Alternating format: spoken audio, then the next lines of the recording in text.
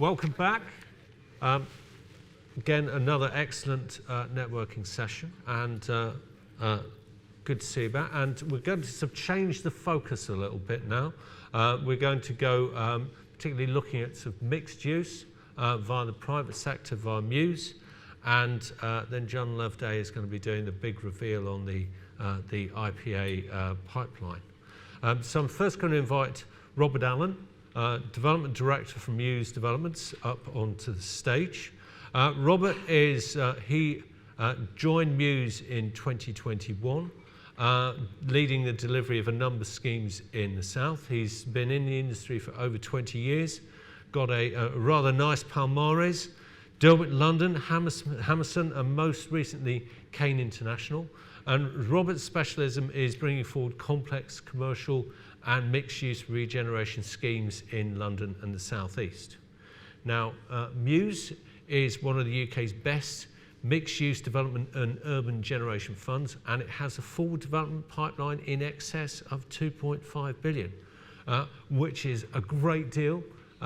But if we compare that to, unfortunately, the spend of DFE, it shows that the public sector is a very important client as well. But a true national developer, Muse delivers innovative places and spaces through collaboration, bringing together the best of the public-private sector. So, Robert, the platform is yours. Thank you.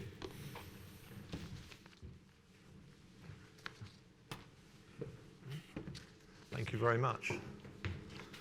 All right.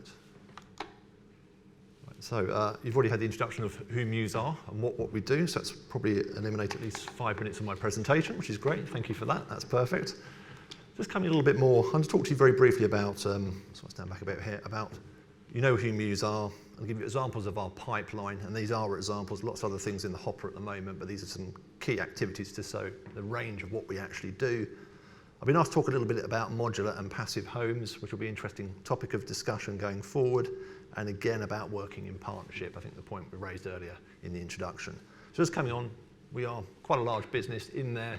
It's a very large scheme we've recently won, which isn't reflected in those numbers, so I can come up with a much bigger number next time, have the opportunity of speaking again. Due course, we've now got 4 regional offices. We've opened a regional office in Birmingham. We're based in London, Leeds and Manchester.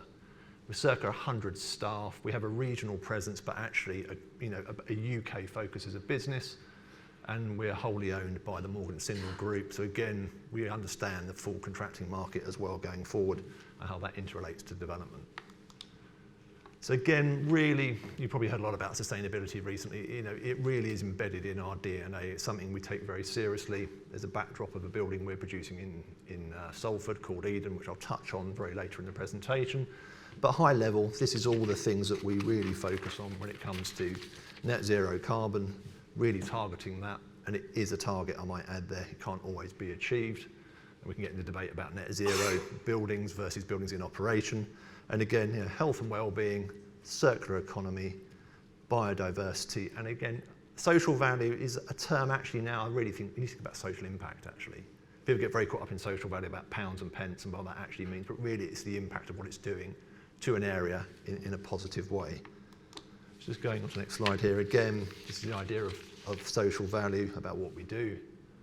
And then I'll jump across in here to portfolio. I think as a reference at the beginning, thank you for the introduction, that we're a true mixed-use developer. We do logistics, we do residential, we do offices. I'd like to say, we're not a pedigree dog, we're a bit of a mongrel, but we know how to do things and do it very well.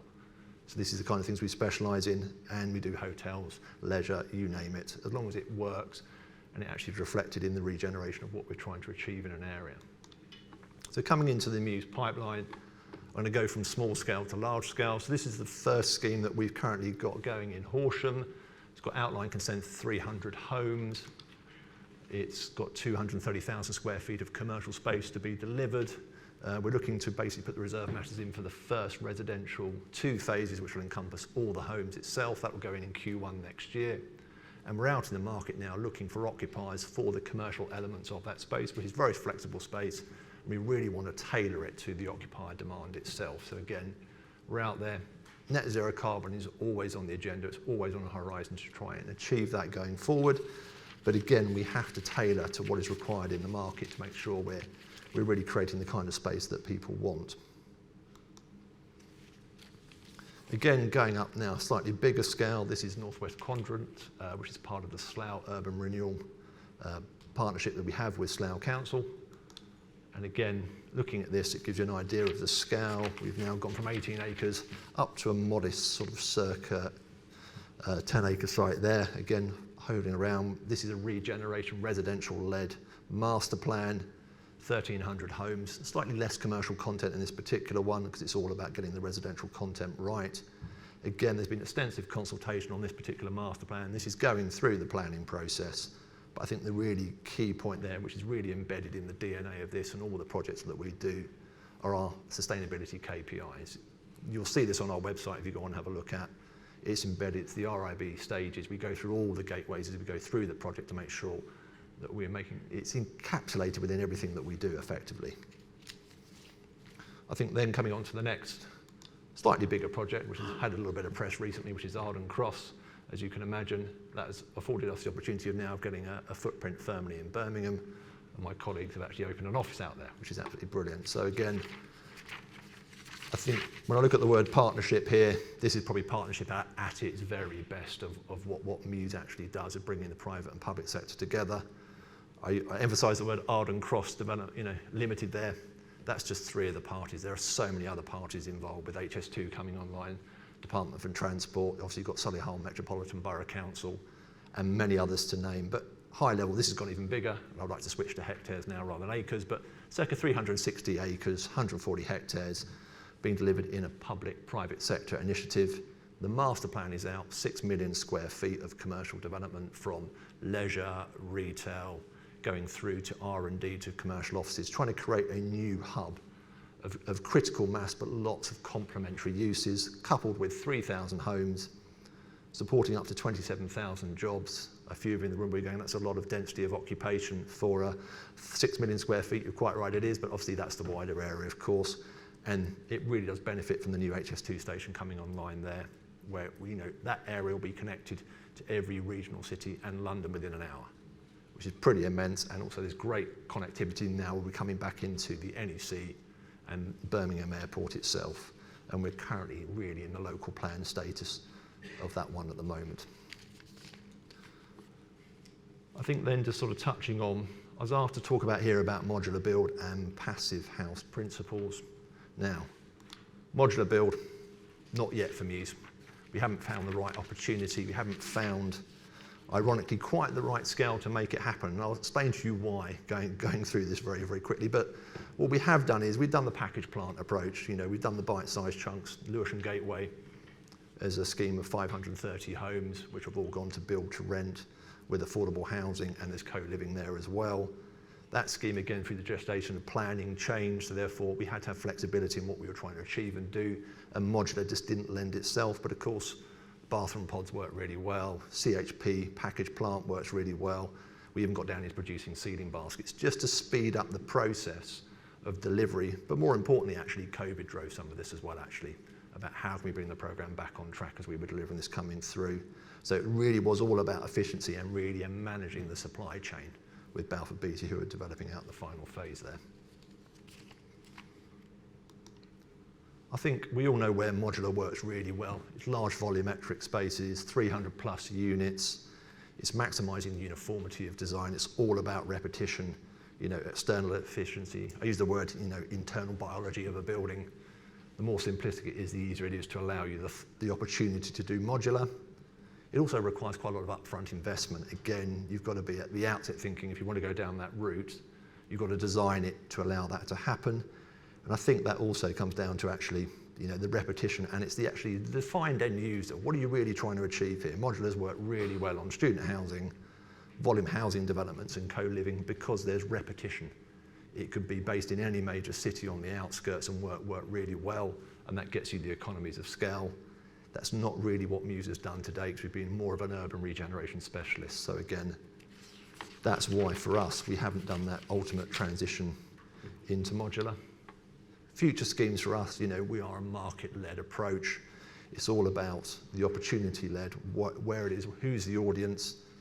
Master plans take an awful long time to go through planning. The digestion period, allowing catering for changes in the market dynamics means the original end user we defined day one in the master plan may come very differently once we go through the outline to the hybrid to the reserve matters. So again, modular doesn't quite work for us as a business yet.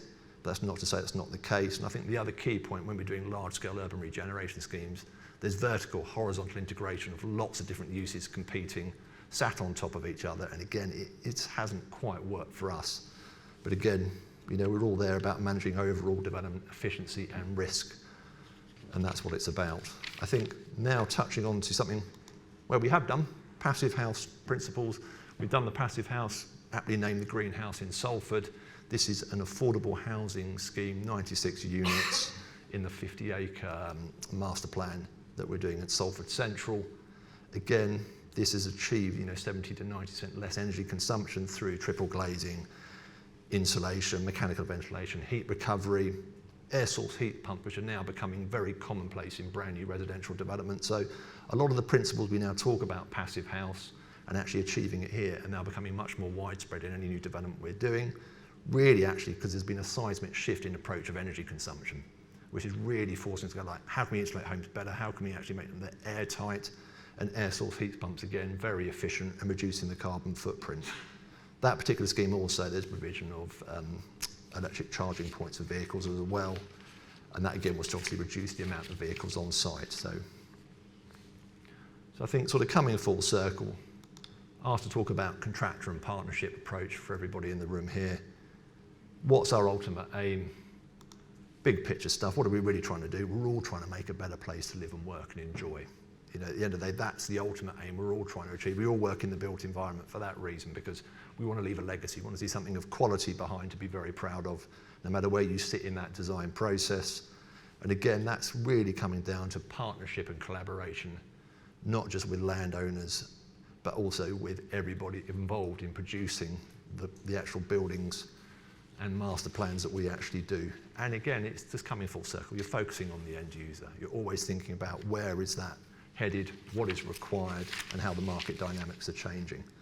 And I think ultimate collaboration, and it's quite interesting, this particular building, if you look at it in a portfolio sense, is a very small part of our overall development pipeline, but gets an awful lot of attention.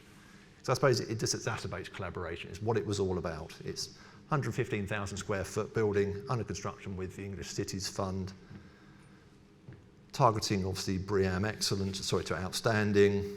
We obviously embodied carbon, biodiversity net gain with the living wall facade.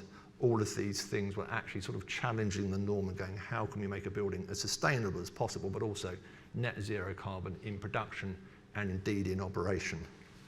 And I think the reason why I'm using that example is probably to jump full circle back to the beginning of, it's about working in partnership. It's about establishing the design brief early on and actually challenging that. Again, it's looking at embedding sustainability at the outset. That's very much Muse's KPI policy going forward. And more importantly, it's engagement with the contractors and the supply chain. We can't do any of this actually with direct engagement with everybody associated with the delivery of these schemes to enhance the efficiency and reduce overall consumption and minimise the carbon footprint. And it's the use of innovative materials, products, things internationally that we're not doing in the UK. And I've got to admit, many of us have had the opportunity of travelling to European cities, and I think even as far as Australia, they do things slightly differently, and actually some really good lessons that we can learn here. But actually, next thing we have the issue of the insurance market. Let's not underestimate, we have to have a distribution of knowledge and actually start to challenge these things, because Eden was a good example of that should have been a CLT frame building. It's still. The reason why it's still, we just couldn't get it insured. The insurance market said, I get the fact, it's good, that's sustainable, that's the right approach, but I'm not prepared to insure it. And that's why you're not seeing the real plethora of timber frame CLT buildings coming through, because the insurance market just isn't there to date. But it's not a pop at the insurance industry, but it's just a general thing of we've got to bring everybody on the journey, distribute the knowledge so they get them much more comfortable, so it allows us to start pushing the boundaries again. I think the funders now get it. I think they really understand the ESG agenda, the Green Finance Initiative. And I think, to be fair also, the pension funds, there's a flight to quality. Everybody wants brand new grade A office space. Everybody wants a brand new home if they can, because it's getting all the right credentials required to take it forward. And I think we talk about life cycle costs as well. about can you reuse what you've produced later on in life. And the final point actually is we get it all right, we get a great well-being, quality environment, and that brings it completely full circle back to the ultimate aim is to make a better place to live, work and enjoy. And that's a very quick whistle-stop tour through my presentation. Thank you.